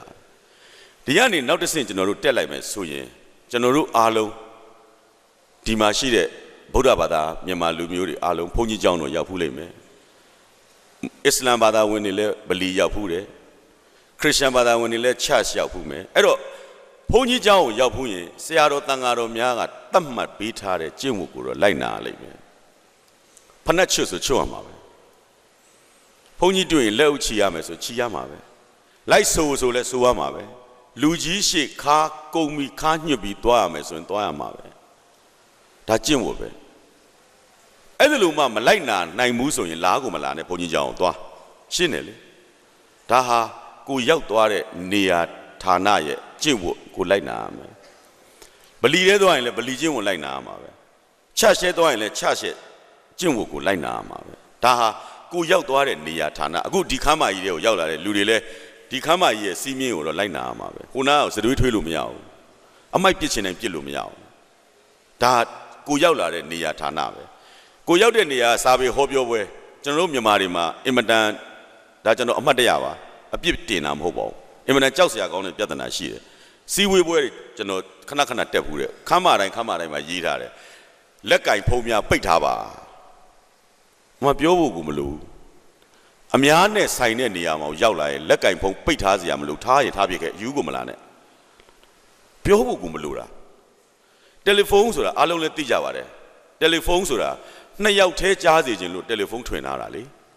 တရက်ကွက်လုံးကြားစေခြင်းတော့လော့စပီကာနဲ့သာអော်ကြပေါ့ အဲ့တော့ကျွန်တော်တို့ကတယ်လီဖုန်းဆိုတဲ့ကိစ္စမှာဟိုကပြောမယ်ဒီဘက်ကပြောမယ်ဟိုဘက်ကကြားခြင်းနဲ့လူကြားစေခြင်းနဲ့ကိုနဲ့ပြောတဲ့လူနဲ့ကိုနဲ့နှစ်ယောက်ပဲကြားစေခြင်းလို့တယ်လီဖုန်းဆိုတာထွင်လာလေကျွန်တော်တို့တယ်လီဖုန်းဆိုတာဟိုအရင်တုန်းကဆိုရင်မှန်အိမ်လေးတောင်လှုပ်ထားတယ်အဲ့ဒီထဲဝင်ပြောရတယ်ဘေးလူမကြောက်အောင်လို့အခုအကုန်လုံးကြားရဟောပြောဟောကန်းကြီးနဲ့မှာတယ်လီဖုန်းကြီးနဲ့ပြောအေးဘလူးလာအေးဟိုအပေါ်ကပြောတဲ့လူလည်းနှောက်ရှက်ဖြစ်ကိုဘေးကလူကိုလည်းနှောက်ရှက်ဖြစ်အဲ့ဒါကျွန်တော်ပြောတဲ့ကျင့်ဝတ်ရေးစရာမလိုဘူးဗျာတယ်လီဖုန်းပိတ်ထားပါလို့အဲ့လိုရေးရတာကိုကကျွန်တော်တို့ကရှက်ရေးစရာမလိုအသိစိတ်ကအလိုလိုကိုလိုက်နာရမယ်အဲ့လောက်ကြီးသေရေးရှင်ရင်တည်းအရေးကြီးစရာကျွန်တော်ထင်တယ်လေဘာမှတော့မရှိတော့ပါဘူးအဲ့ဒါလောက်ရှိနေရင်လည်းမလာနဲ့ပေါ့ဘာမှမဖြစ်ဘူးအဲ့တွေ့လေဆိုတော့အဲ့ဒီဟာကျင့်ဝတ်ပဲဒီကျင့်ဝတ်အသေးလေးကျင့်ဝတ်ကိုမှမထိန်နိုင်ရင်ကျွန်တော်တို့ကအခွင့်အရေးဆိုတာကိုတစားစားတောင်းနေလို့မရဘူးနောက်တစ်ခုကျွန်တော်တို့တက်လိုက်မယ်ဆိုရင်အရန်အရေးကြီးလာတယ်ဒါကျွန်တော်တို့အကိုတွေဆရာညီဘူးလေးတို့လည်းလုပ်နေပါတယ်ပတ်ဝန်းကျင်နဲ့ပတ်သက်တဲ့ကျင့်ဝတ်ပဲပတ်ဝန်းကျင်ဆိုတာကျွန်တော်တို့ဒီဟာကိုပြောတာမဟုတ်ဘူးနော်ကျွန်တော်အပင်တွေရေတွေကိုပြောတာလွယ်လွယ်ကူကူပဲအပင်တွေကိုခုတ်နေကြတယ်အဲ့ဒီကျင့်ဝတ်ဘာဖြစ်လို့ခုတ်မှာလဲဆက်တွေးရမှာတွေအများကြီးပဲတစ်ပင်ခုတ်လို့ဘာတွေဆက်ဖြစ်လာမလဲဆိုတာတွေအများကြီးပဲဒီရေတွေကိုအလွဲသုံးစားလုပ်လိုက်တဲ့အတွက်တိုင်းပြည်ဘာဖြစ်သွားမလဲဆိုတာလည်းအများကြီးပဲဆက်တွေးလိုက်အဲ့ဒါကိုဒီကျင့်ဝတ်ကိုမှမဆောင်ထိန်နိုင်ပဲကျွန်တော်တို့ရဲ့မိတ်ဆွေဟိုဝင်းကြီးဆိုရင်ဦးကြောင်ကြောင်နဲ့သွားပြောသေးတယ်တရုတ်ကကျွန်တော်တို့ရဲ့ကျေးဇူးရှင်ပါဆိုတာလေကျွန်တော်လည်းတနာလိုက်တာသူ့ဗမာစာစကားပြောနည်းကိုဘယ်လိုသင်မေးရမလဲလို့ပေါ့အဲ့ဒီဘာကျွန်တော်တို့စီမှာရှိသမျှအကုန်လာဆွဲသိမ်းသွားတာဘာဘယ်လိုလုပ်ပြီးတော့ကျွန်တော်တို့ကသူ့ကျေးဇူးရှင်သတ်မှတ်မှာဘာမှအလကားရလို့လုပ်တာမရှိအလကားနေလည်းကကျွန်တော်တို့က10ကိစ္စတဲ့ဝင်ပါရအခုလေဗရောင်းတောင်ကိစ္စတဲ့ဝင်ပါရဆိုတာဟာသူတို့ကပတ်ဝန်းကျင်ကိုကျင့်ဝတ်မဆောင်ထိန်တာရရင်အကုန်ယူမှာပဲဆိုအဲ့ဒီစိတ်ဒီကနေတဆင့်တက်ရင်တက်ရှိတတ္တဝါတွေအပေါ်မှာကျွန်တော်တို့ထားရမယ်စိတ်အဲ့ဒီထားရမယ်ကျင့်ဝတ်ကျွန်တော်ဆိုငငယ်တုန်းကအခုတည်းကပါ sorry ငငယ်တုန်းကမို့အခုချိန်ကြီးကျွန်တော်ဘသူ့ကိုမှလက်သီးနဲ့မထိုးဘူးဘာဖြစ်လို့ကျွန်တော်မထိုးတာလဲဆိုတော့ကျွန်တော်အထိုးခံရမှာကြောက်လို့သူ့ကိုကျွန်တော်ထိုးရင်သူကျွန်တော်ကိုပြန်ထိုးမှာကျွန်တော်အထိုးခံရမှာကျွန်တော်အသေးကြောက်အဲ့ဒီအတွက်ကြောင့်ကျွန်တော်သူ့ကိုမထိုးအဲ့တော့အဲ့ဒီကျင့်ဝတ်တက်ရှိတတ္တဝါအပေါ်မှာထားတဲ့အခြေခံကြတဲ့ကျင့်ဝတ်ကိုနာတယ်လို့သူနာမှာပဲငါရိုက်လိုက်မယ်ခေါင်းကွဲသွားမယ်သူရိုက်ရင်လည်းငါကွဲမှာပဲဒီတိရစ္ဆာန်ကိုငါတတ်လိုက်မယ်ဒီကောင်ငါပြန်ကိုက်ရင်လည်းငါခံရမှာပဲစသဖြင့်ပေါ့အဲ့ဒီကျင့်ဝတ်ဆိုတဲ့အခြေခံစောင့်ထိန်အပ်တော်တရားလေးတောင်ကျွန်တော်တို့မထားနိုင်ရင်ဘာအခွင့်အရေးတွေကိုလာတောင်းနေကြအောင်ပါလဲနောက်ဆုံးတစ်ခုကအရေးကြီးလာပါတယ်ယဉ်ကျေးမှုဓလေ့ထုံးစံနဲ့ပတ်သက်တဲ့ကျင့်ဝတ်ရခိုင်မှာဖြစ်တဲ့ကိစ္စဒါအခြေခံပဲကျွန်တော်တို့တိုင်းပြည်ရဲ့မတည်မငြိမ်ဖြစ်ရတဲ့ပြဿနာရဲ့အခြေခံဒါပဲကိုတိုင်းပြည်မှာကိုလာနေကြပြီးတော့ကိုတိုင်းပြည်ရဲ့ယဉ်ကျေးမှုနဲ့ဓလေ့ထုံးစံကိုမလိုက်နာနိုင်ရင်အဲ့ဒီလူတွေကိုကျွန်တော်တို့ဘယ်လိုဆက်ဆံရမလဲကျွန်တော်တို့ကအမေရိကန်နိုင်ငံကိုသွားနေရင်အမေရိကန်ရဲ့ယဉ်ကျေးမှုကိုကျွန်တော်တို့လိုက်နာရမယ်အမေရိကန်ရဲ့ဓလေ့ထုံးစံကိုကျွန်တော်တို့လိုက်နာရမယ်ဆိုပါတော့အမေရိကန်နိုင်ငံသားတစ်ယောက်ဖြစ်ချင်9 နှစ်ဆောင်အောင်အမေရိကန်လူမျိုးတွေပြောတဲ့အင်္ဂလိပ်စကားကိုပြောတတ်ရမယ်အဲ့ဒါလောက်မှမပြောတတ်ရင်တော့မင်းတို့ပြန်တော့ဘယ်အမေရိကန်မှခွင့်မပြုပါဘူးကမ္ဘာပေါ်မှာလူအခွင့်အရေးအကြီးဆုံးဆိုပြီးတော့သတ်မှတ်ထားတဲ့နိုင်ငံလဲသူတို့ရဲ့ဓလေ့ထုံးတမ်းစင်လာတဲ့သူတို့ဘာသာစကားကိုလေးစားသမှုမရှိရင်ဘယ်သူ့ကိုမှသူ့နိုင်ငံသားဖြစ်နေခွင့်မပြုဘူးဒါရှင်းတယ်ကျွန်တော်တို့လည်းယဉ်ကျေးမှုဓလေ့ထုံးတမ်းစင်လာလေးစားပြီးလိုက်နာဖို့လိုပါတယ်အခုလေးစားလိုက်နာမှုကျင့်ဝတ်ပြက်ယွင်းတဲ့အတွက်ရခိုင်မှာမလူလားအပ်တဲ့ပြဿနာတွေဖြစ်ခဲ့ရပြီအခုဖြစ်နေတော့မယ်နောက်ထပ်မဖြစ်အောင်သာကျွန်တော်တို့ကြိုးစားနေကြရတာအဲ့တော့ဆိုပါတော့ဒါကလူမျိုးမတူတဲ့နှစ်ခုဘာသာမတူတဲ့နှစ်ခု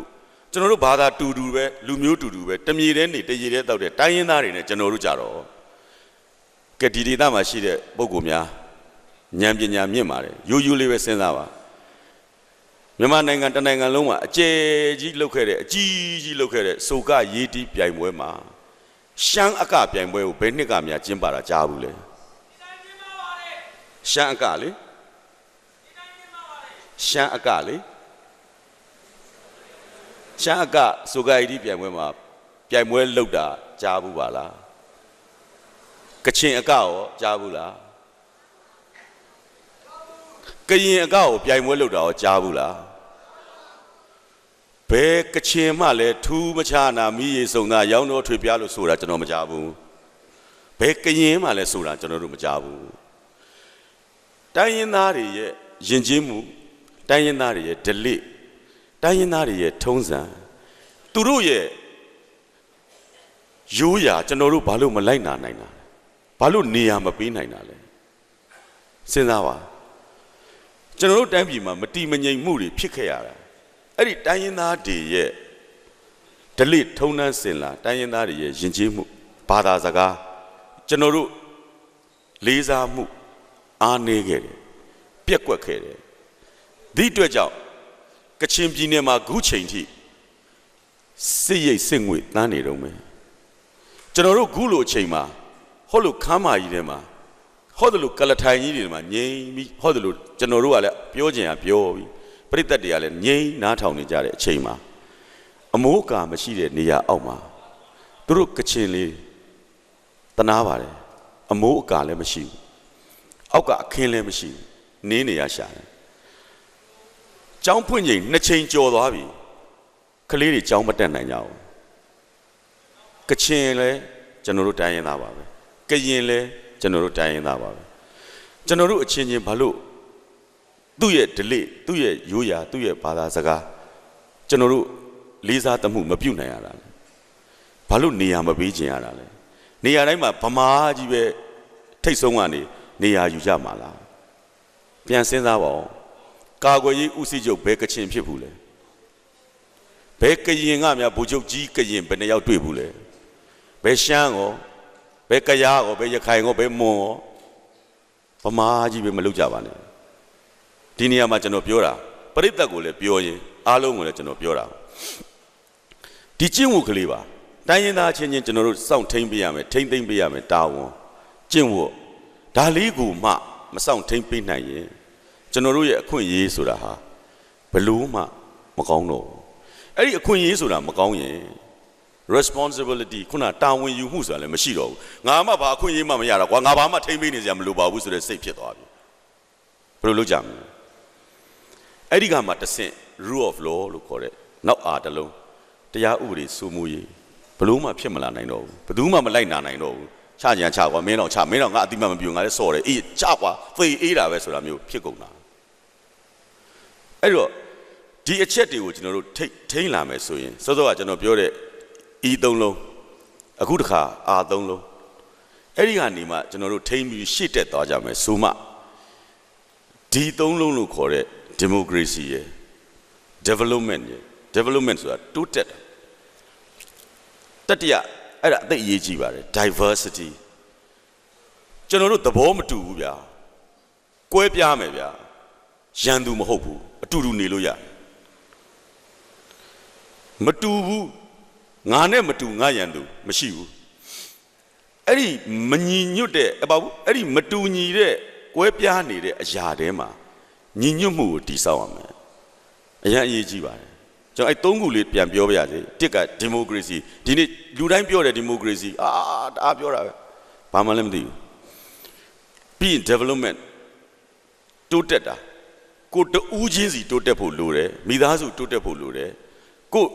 မြင်းကြံမြို့နယ်တိုးတက်ဖို့လိုတယ်ပြီးရင်မန္တလေးတိုင်းတိုးတက်ဖို့လိုတယ်ပြီးရင်တနိုင်ငံလုံးတိုးတက်ဖို့လိုတယ်အဲ့ဒါလို့တိုးတက်ဖို့အတွက်ခုန democracy ရဲ့ development အရေးကြီးတဲ့ diversity မတူကွဲပြားမှုကိုလက်ခံကြပါကိုနဲ့သဘောမတူတာနဲ့ငါရန်သူပဲမလိုချင်ဘူးသွားငါနဲ့မတူရင်ထွက်အဖွဲ့တွေကနေပါတီတွေလည်းဝင်မလာနဲ့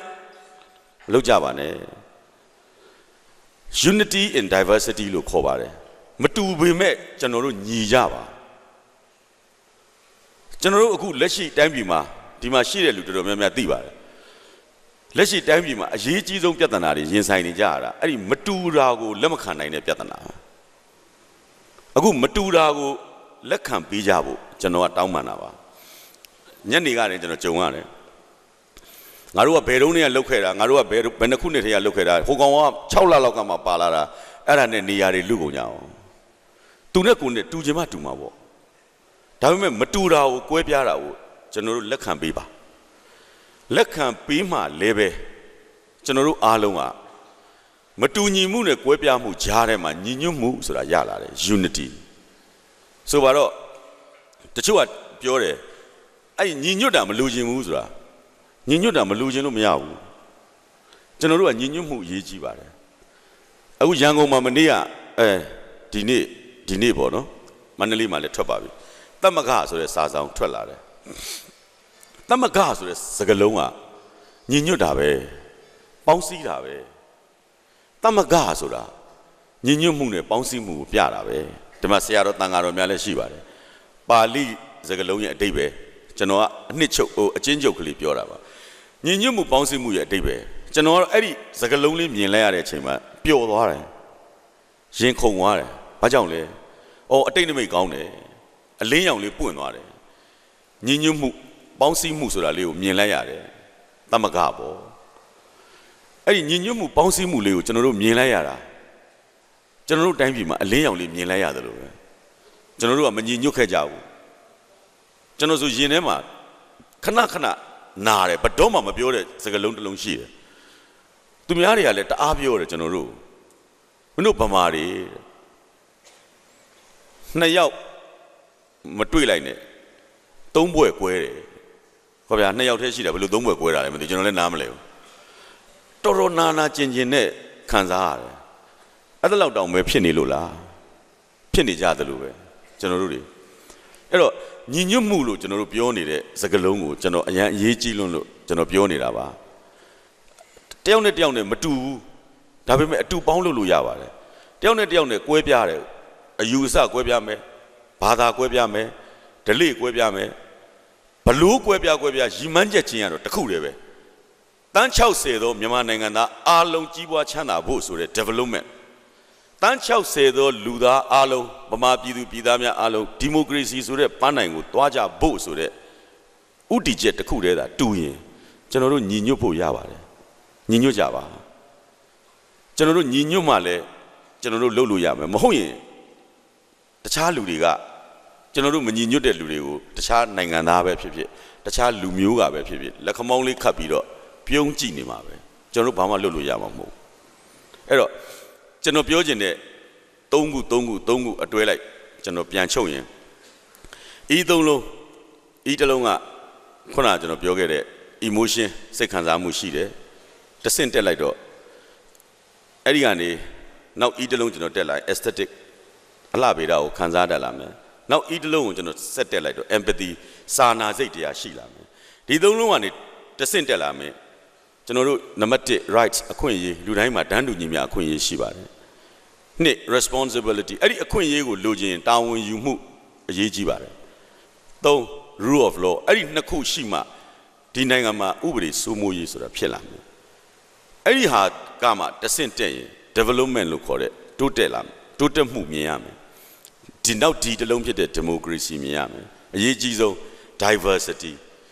မတူညီမှုကြားထဲမှာညီညွတ်မှုကိုကျွန်တော်တို့တည်ဆောက်ရမှာ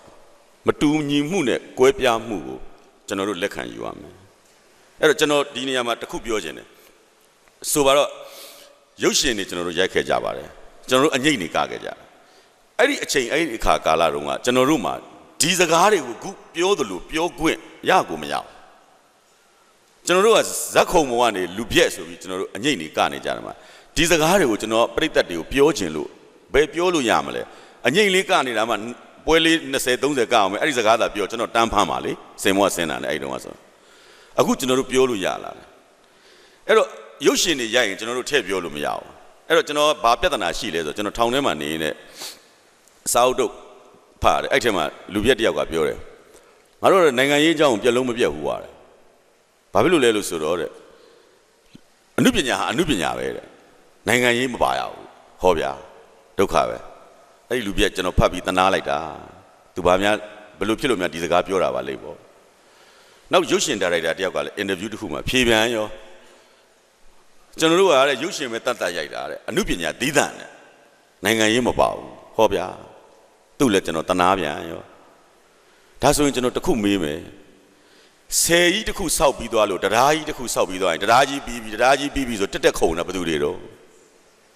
မပြန်စဉ်းစားပါဘူးတရားကြီးပြီးပြီဟိုဘက်ထိပ်နဲ့ဒီဘက်ထိပ်ကျမကတော့ပြေးလိုက်အောင်ဆိုပြေးလိုက်ကြတာကောင်မလေးတွေလေအဲ့ဒီဆယ်ကြီးတွေကိုရောတက်ခုံနေကြတယ်သူတို့တွေရောအဲ့ဒီတရခံနေထဲမှာအားပေးအားမြောက်တယ်ပါတယ်ဗျကျွန်တော်တို့ထောင်စကားဆိုတော့အပကပေါ့အားပေးကူညီမှုလေအဲ့တော့ဓာတွေကအနုပညာထဲမှာအညံ့စားအနုပညာထဲမှာအဖြင်းစားဝါရဖြန့်အနုပညာအဲ့ဒါနိုင်ငံရေးပဲ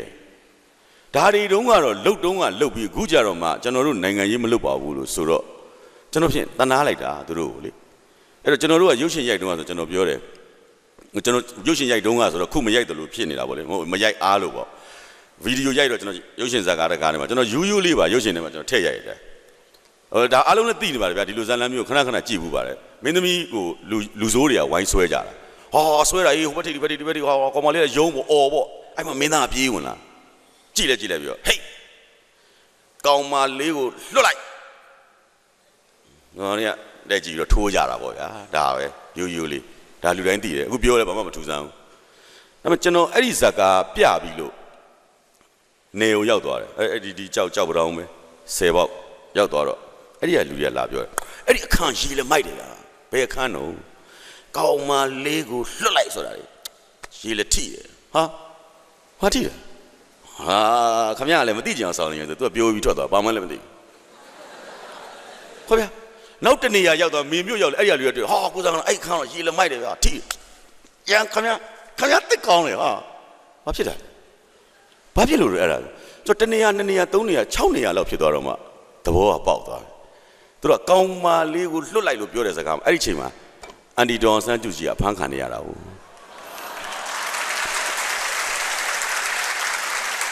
ကျွန်တော်တို့ကယူးပြောတာအဲ့ဇာကားတွေကကောင်းမလေးကိုလွတ်လိုက်လို့ကျွန်တော်ကယူးပြောတာဒါပေမဲ့သူတို့ဆွဲတွေးသွားတာဟုတ်လားခုကျွန်တော်ဘာမှမပြောဘူးလုပ်ကိုမလုပ်ဘူးဘယ်လုပ်မှမလုပ်ရတာကြောက်တာပေါ့ဒါမျိုးအဲ့လိုဖြစ်တော့ဟာပြဿနာပဲဒါပေမဲ့ကျွန်တော်တခုတော့ရသွားလင်းကနေတခုရသွားတငယ်ချင်းတွေတော့ပြန်ပြောဟဲ့အောင်ငါတော့နေသွားတာကွာအဲ့ဒီလိုပဲဖြစ်တယ်လူတွေကကောင်းမလေးကိုလွတ်လိုက်အရန်သဘောကျနေတယ်ဆိုကျွန်တော်တငယ်ချင်းတွေကလည်းပညာတော်ကြတယ်သူတို့ဇာတ်ကားထဲမှာဆိုင်မဆိုင်အဲ့ဒီအခန်းကိုထည့်တော်တာပဲအင်းရကံပေါင်းပေါ်တက်သွားလဲကောင်းမလေးကိုလွတ်လိုက်ပဲဈေးထဲရောက်လဲကောင်းမလေးကိုလွတ်လိုက်အရက်ဆိုင်ရောက်လဲကောင်းမလေးကိုလွတ်လိုက်ပဲတဖြည်းဖြည်းနဲ့စင်စားကောင်တွေကတက်ပေါက်လာတယ်စင်စားလူတွေကတက်ပေါက်တော့သူတို့ကကြည်လာရင်မဟုတ်ဘူးဒီကောင်တွေတမင်လုံနေတာကောင်းမလေးကိုလွတ်လိုက်ဆိုတာစင်စားအဲ့ဒီမှာ4/2002မှတ်ရအဲ့ဒီစာရွက်နဲ့ထုတ်ကြညာတယ်ရုပ်ရှင်ဇာတ်ကားများတွင်ကောင်းမလေးကိုလွတ်လိုက်ဟူသောစကားထဲ့မပြောရန်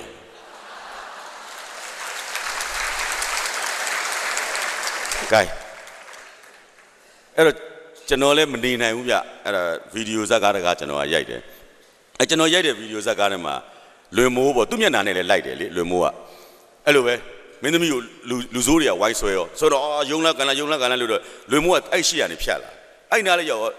ဆွဲနေအောင်မြင်ရတယ်သူကခေါင်းလေးငုံပြီးကိုနဲ့ထွက်သွားကောင်မလေးကဟိုကိုကျမကိုကယ်ဦးလေဆိုလှမ်းអော်တာလွင်မိုးကပြန်လှည့်လာပြီနင့်ငါကယ်တော့ကယ်ခြင်းနဲ့ဟာကောင်မလေးကိုလွတ်လိုက်လို့ငါပြောလို့မရဘူးဟာတဲ့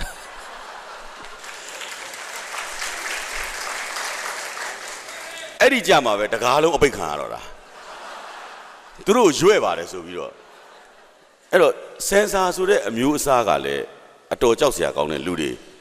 ကျွန်တော်စင်ဆာမှာအဖွဲ့ဝင်က24ယောက်ရှိတယ်ဒီနားမှာခုနကတော့ညီငယ်တယောက်ကမေးတယ်သူတို့ဗီဒီယိုအခြေခံအဖွဲ့ဘယ်လိုလုပ်ရမလဲဆိုတော့ကျွန်တော်လည်းတေချာမသိဘူးအဲ့တော့စင်ဆာကလည်း24ယောက်ရုပ်ရှင်အကြောင်းကိုပင်မခေါင်းမကိုမသိတဲ့လူတွေကြီးပဲစင်ဆာမှာဖလင်မမြင်ဘူးတဲ့လူတွေကစင်ဆာလူကြီးဖလင်အပြားတစ်ပြားမှာအပေါက်ဘယ်နှပေါက်ပါမှမသိတဲ့လူတွေကစင်ဆာလူကြီး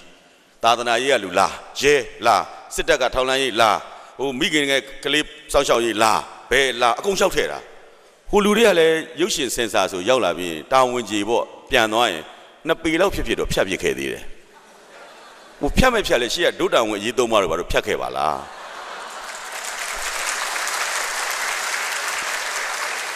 အဲ့ဒါမဖြတ်ဘူးဘာမှမသိတာတွေဖြတ်ဖြစ်ခဲ့တော့ကျွန်တော်ကတစ်ချိန်ကျတော့ဒါလောက်တောင်ဖြစ်လာတဲ့စင်ဆာစိန်ခေါ်ပြီးရိုက်မယ်ကျွန်တော်ကောက်တကွက်မှမဖြတ်เสียရအောင်ဆိုပြီးတော့ကောင်လေးတယောက်နဲ့ကောင်မလေးတယောက်ချစ်ကြကြိုက်ကြအိမ်တော်ပြုတ်ကောင်လေးဘက်ကဆွေမျိုးတွေကအိမ်မော်တက်လာကောင်မလေးဘက်ကဆွေမျိုးတွေကလည်းအိမ်မော်တက်လာ အဲ့ဒီလိုအိမ်မော်ကိုရောက်လာတဲ့ဆွေမျိုးတွေပြဿနာရှာကြတော့အဲ့ဒီလင်မယားမှာဒုက္ခရောက်ပြီးတော့ဆွေမျိုးတွေလက်ကလွတ်အောင်ရုံးထွက်သွားတယ်ဆိုတဲ့ဇာလန်းလေးရိုက်တာဇာကားနာမည်ကိုလည်းယူးလေးပေးလိုက်တယ်အမျိုးကိုချစ်ပါတကယ်ပဲဗျာစင်စားတကတ်မှမဖြတ်ဘူးဒါပေမဲ့ကျွန်တော်စင်စားအဖွဲ့ကခေါ်တွေ့တယ်ဇာကားနာမည်ပြောင်းပေးပါဟုတ်ဗျာဟာဘာမှလုပ်မရလှက်ပတ်ပြီးဘလို့ဖြစ်ရလဲဘာဖြစ်လို့တော့ကျွန်တော်ကားနာမည်လေဟုတ်တယ်အမျိုးကိုချစ်ပါလေဟုတ်တယ်ဘာဖြစ်လို့ပြောင်းရတာလဲကျွန်တော်တို့အကြိမ်ကြိမ်စဉ်းစားပါတယ်ကိုစားကနာတဲ့အမျိုးကိုချစ်ပါဆိုတော့အမြစ်ကိုချိုးပါလို့အဓိပ္ပာယ်ရတယ်တဲ့ဟာကျွန်တော်ကိုမစဉ်းစားမိဘူးဗျာအဲ့စကားကိုငကူကမြတ်ကျွန်တော်စဉ်းစားမိခဲ့ရင်ဇာကားနာမည်ကိုအမြစ်ကိုချိုးပါလို့စပေးတယ်ဒါမှကျွန်တော်အမျိုးကိုချစ်ပါပြန်ဖြစ်မှာလေဆိုသူတို့ဘာသူတို့တွေးတာအဲ့တော့အဲ့ဒီဟာတွေကကျွန်တော်တို့ဖိအားပေါင်းမြောက်များစွာအခုတော့အဲ့စင်စာဖွဲ့လည်းမရှိတော့ပါဘူးပြတ်သွားပါပြီအဲ့တော့ဖိအားပေါင်းမြောက်များစွာဂျားမှာကျွန်တော်တို့ကလောက်ရတော့ဟိုကနေလှည့်ထွက်ဒီကနေလှည့်ထွက်နဲ့ဖန်တီးခဲ့ရတာအမှုပညာတွေကိုကျွန်တော်တို့ရဲ့အမှုပညာသမားတယောက်ရဲ့လွတ်လပ်ခွင့်ရပိုင်ခွင့်အခွင့်အရေးနီးမျိုးစုံရင်းပြီးကျွန်တော်တိုက်ခဲ့ကြအခုကျတော့ကျွန်တော်တငယ်ချင်းတွေကပြောတယ်စင်စာတွေမရှိတော့ဘူးတဲ့စာပေမှာလည်းမရှိတော့ဘူးရုပ်ရှင်မှာလည်းမရှိတော့ဘူးငါတို့တွေပြက်လုံးမပြတ်တတ်တော့ဘူးစင်စာမရှိရင်သူတို့မပြတ်တတ်တော့ဘူးလေစင်စာရှိနေတော့ဟိုနားရှောင်ပြက်ဒီနားရှောင်ပြက်တာဘူးကျွန်တော်ကလည်းပြောပါတယ်မင်းတို့ဘာမှအားမငယ်ပါနဲ့လွတ်တော်ရှိနေသမျှပြက်လုံးမရှားဘူး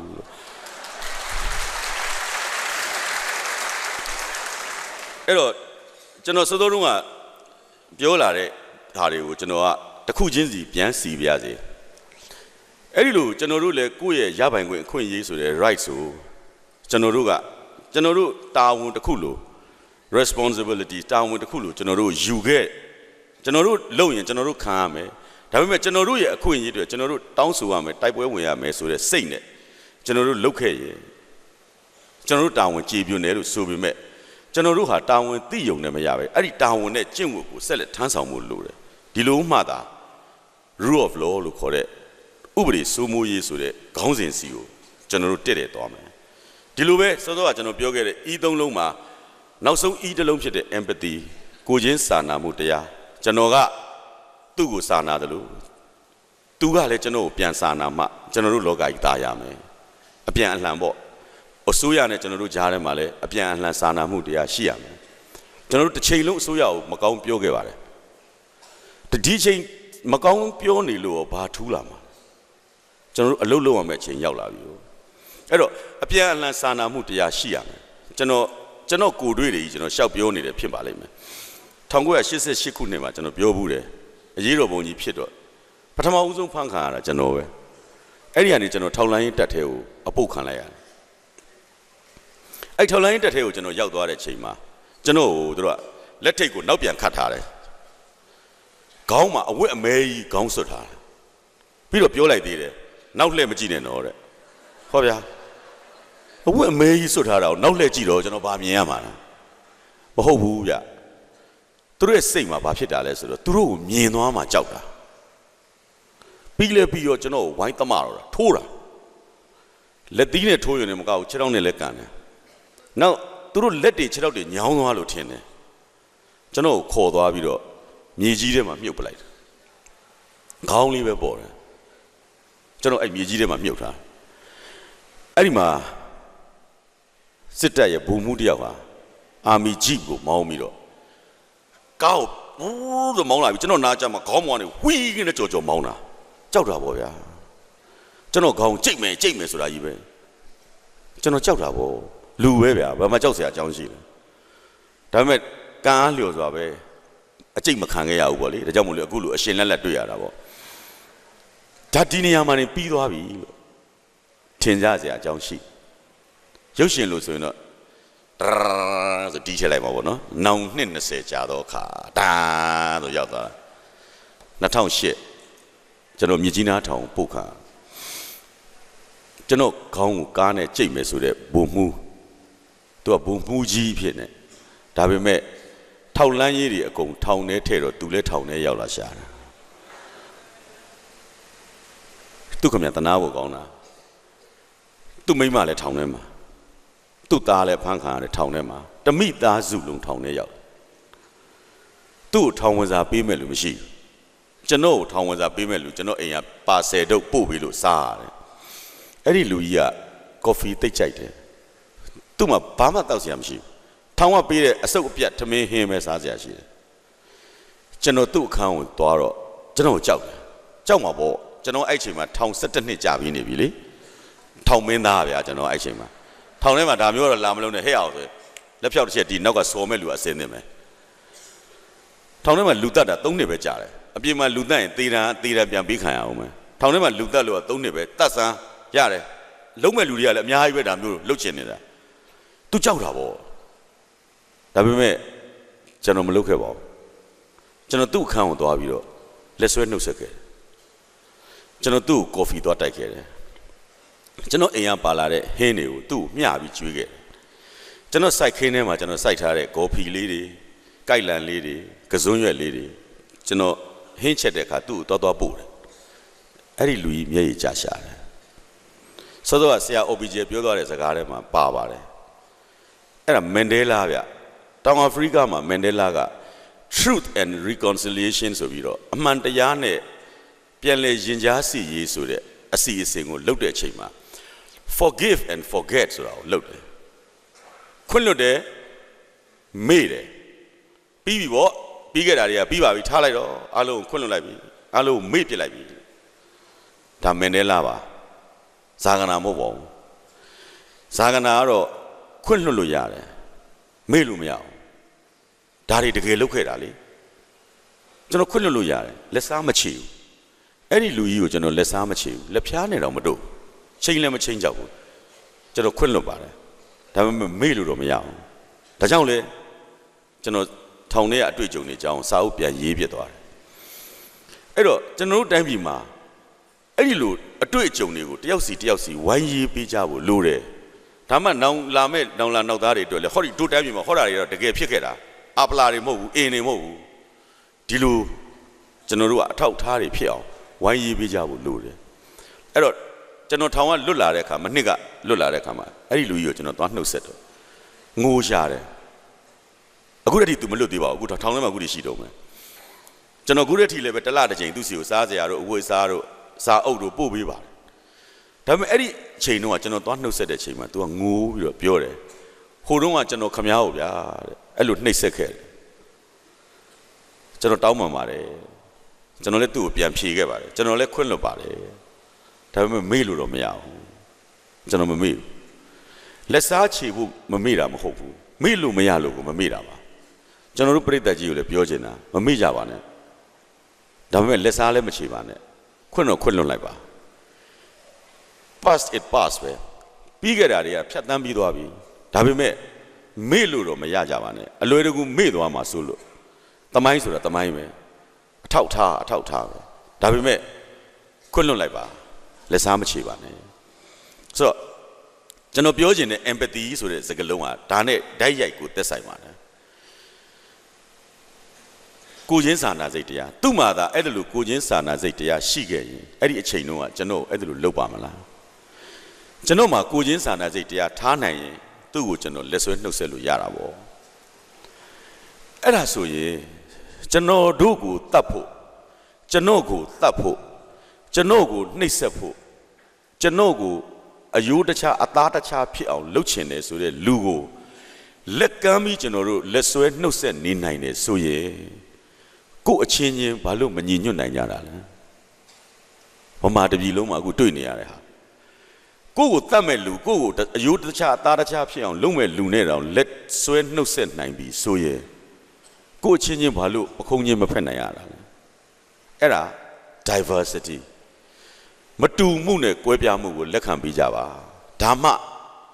development တိုးတက်မယ်ကျွန်တော်တို့အားလုံးလိုချင်တဲ့ democracy ဆိုတဲ့ခရီးကြီးကိုပန်းနိုင်ကြီးကိုကျွန်တော်တို့အရောက်သွားနိုင်ပါလိမ့်မယ်အဲကြောင့်ဒီညကျွန်တော်ပြောတဲ့ထဲမှာသုံးလုံးကြီးပဲဒီသုံးလုံးဆိုတဲ့ democracy development and diversity emotion aesthetic နဲ့ empathy နောက်အားသုံးလုံးဖြစ်တဲ့ rights responsibility နဲ့တာဝန်ယူမှုတာဝန်သိမှုနဲ့ rule of law လို့ခေါ်တဲ့တရားဥပဒေစိုးမိုးရေးအဲ့ဒီသုံးခုအတွဲလိုက်တာပြည့်စုံရင်ကျွန်တော်တို့က3-3-4မဟုတ်တော့ဘူး 33လီ10ရှေ့တောင်အာရှမှာခေါင်းမော့နိုင်ပြီတရုတ်ကိုလည်းကြောက်เสียမလို့အနောက်ကအိန္ဒိယကိုလည်းဂရုစိုက်เสียမလို့ကိုဂုံဒရက်နဲ့ကိုဗမာမြန်မာဆိုတဲ့ identity နဲ့ကျွန်တော်တို့ရက်တီလို့ရပြီ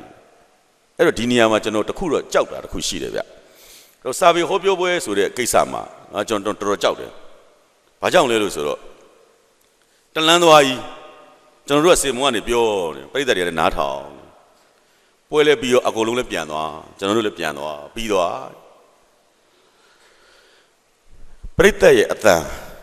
ပြည်သူတွေရဲ့အတန်ကျွန်တော်တို့ပြန်ကြားဖို့လိုပါတယ်ထိုနည်းတူပဲလွတ်တော်တွေကကိုယ်စားလှယ်တွေကိုလည်းပြည်သူတွေရဲ့အတန်နားထောင်သင့်တယ်ကျွန်တော်တို့လည်းကျွန်တော်တို့ကြီးပဲပြောနေတဲ့အစားဒီမှာရှိတဲ့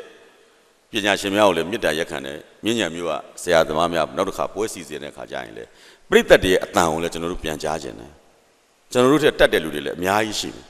အတွေ့အကြုံတွေလည်းကြီးတဲ့လူတွေအများကြီးရှိတယ်အဲ့တော့ပြိတ္တကိုပဲကျွန်တော်တို့ကပြောနေတယ်တစ်ဖက်သက်သွားနေတဲ့စနစ်ကြီးအစားပြိတ္တကိုကျွန်တော်တို့အပြန်အလှန်ဆွေးနွေးကြပြောကြဆိုကြတဲ့ဟာမျိုးလဲလိုအပ်လာပြီကျွန်တော်တို့တိုင်းပြည်ကညှင်းခုန်ဖို့တယောက်နဲ့တယောက်အကြံဉာဏ်တွေဖလှယ်ဖို့အတွေးခေါ်တွေဖလှယ်ဖို့အချိန်ခါလဲရောက်ပြီသူများနောက်ကကြီးလိုက်နေရတာဟုတ်ဗျအဲ့တော့ကျွန်တော်ဒီနေရာမှာတစ်ခုလောက်တော့မေးကြည့်ခြင်းတယ်ပြိတ္တကိုလည်းကျွန်တော်မေးတာလေးတော့နည်းနည်းတော့ဖြေစေခြင်းတယ်နိုင်ငံရေးဆိုတာဘာလဲမသိဘူးလို့ပါကျွန်တော်ဒီမှာတောက်တောင်တင်းတင်းကြီးတွေနေမဲ့စားပေါ့ပေါ့ပါပါလေးကျွန်တော်တို့ပြောကြည့်ကြပါဦးနိုင်ငံရေးဆိုတာဘာလဲဗျာခင်ဗျာဟုတ်ပြီကဲတယောက်ကတော့မိုက်တယ်ဗျနိုင်ငံရေးဆိုတာလူမှုရေးပါပဲကဲဒီဘက်ကလို့ပေါ့နိုင်ငံရေးဆိုတာဘာလဲဗျာဗျာကောင်းလိုက်တာတနိုင်ငံလုံးရဲ့အရေးဟုတ်ကဲ့နောက်တစ်ယောက်များမတူတာလေးများပြောမလားလို့ခင်ဗျာ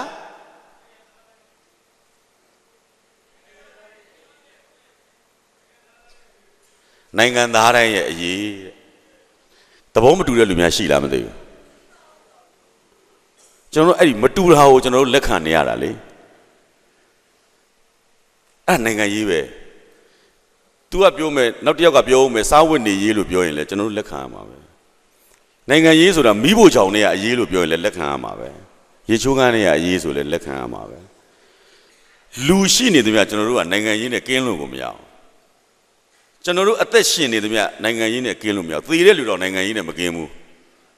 ကျွန်တော်နိုင်ငံရေးနဲ့မကင်းလို့ကျွန်တော်အဖေနဲ့ကျွန်တော်အမေရဲ့အတုပါကိုကျွန်တော်မမြင်ရတာပေါ့ကျွန်တော်ထောင်ထဲမှာနေတော့အဖေသေသွားတာလည်းမသိအမေသေသွားတာလည်းမသိနိုင်ငံရေးနဲ့ကသေလည်းမကင်းဘူးဒီမှာနာရေးကူညီမှုအသင်းတွေလည်းရှိအောင်ပါပဲအလောင်းတစ်ခုကိုမိတကြိုဖို့တို့မြုပ်ဖို့တော့တော်တော်ခက်ခဲရှိတယ်အဲ့ဒါနိုင်ငံရေးပဲအဲ့တော့နိုင်ငံရေးဆိုတာဘာလဲလို့ကျွန်တော်ပြိတ္တကိုခုနမေးလိုက်တယ်လို့ပဲ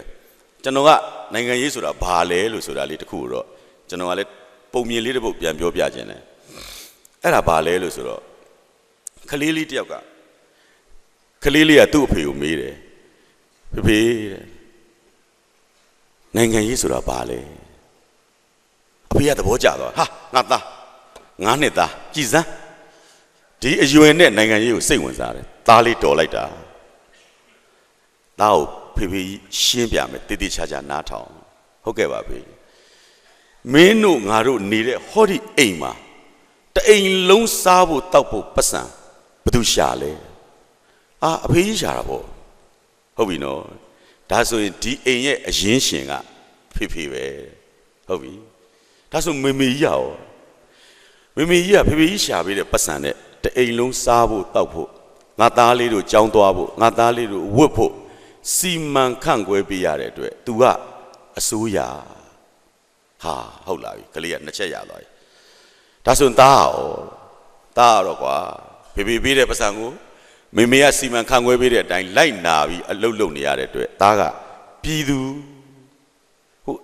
ဒါဆိုရင်ဟိုအိမ်ပေါ်မမကြီးရအောင် तू ကတော့အလုပ်သမားလူတန်းစားပေါ့ကွာဒါဆိုရင်ဖေကြီးရတဲ့သားရဲ့ညီလေးလာသားလေးရင်ခွင်ပိုက်သားကလေးညီလေးအဲ့ဒီညီလေးကိုဘာလဲအဲ့ဒါတော့တည်တည်ချာချာမှတ်ထားတို့တိုင်းပြည်ရဲ့အနာဂတ်ကလေးရသဘောကျ ပြန်သွားညကြတော့အဲ့ဒီကလေးကအဲ့ရာနေနိုးလာသူ့ညီငိုတန်ကြားလို့ထလဲကြည့်လဲကောသူ့ညီလာသားလေးကပကက်ထဲမှာအီးတွေနဲ့လူနေဟာဒုက္ခပဲငါညီလေးကငိုနေတယ်အမေသွားခေါ်မှာပဲဆိုသူအမေအခန်းလဲသွားလဲတော့အမေကိုဘလို့မှနှိုးမရခေါ်ခလောနဲ့အောက်ဟောက်ပြီးတော့အိမ်နေအမေကဟာဒုက္ခပဲအဖေပဲရောက်သွားလဲအဖေပြောင်းအောက်ထက်ကအတန်ကြားတော့မှသွားကြည့်လိုက်တော့သူ့အဖေကအိမ်ပေါ်ကောင်မလေးရဲ့ဂရင်မော်ကိုရောက်ကလေးကခေါင်းခါပြီးအပေါ်ပြန်တက်သွားပြီသွားပြန်အိတ်နေလိုက်မနဲ့မိုးလင်းတဲ့ခါကျတော့အဖေနဲ့လည်းတွေ့ရောကလေးကပြောတယ်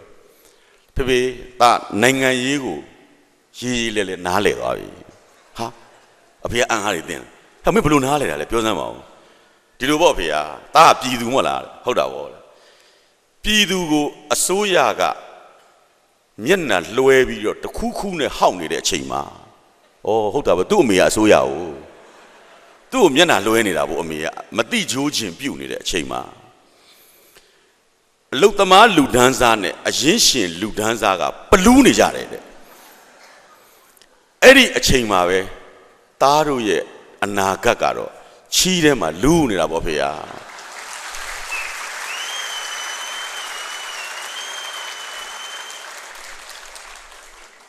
အဲ့တော့ကျွန်တော်တို့တိုင်းပြည်ရဲ့အနာဂတ်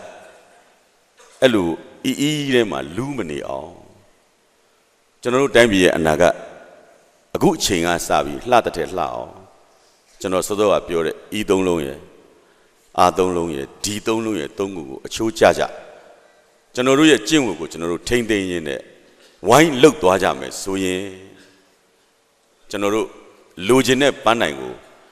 အမြန်ဆုံးရောက်ပါလိမ့်မယ်လို့ကျွန်တော်ပြောရင်ညီကုန်းချုပ်ပြရစီခင်ဗျာ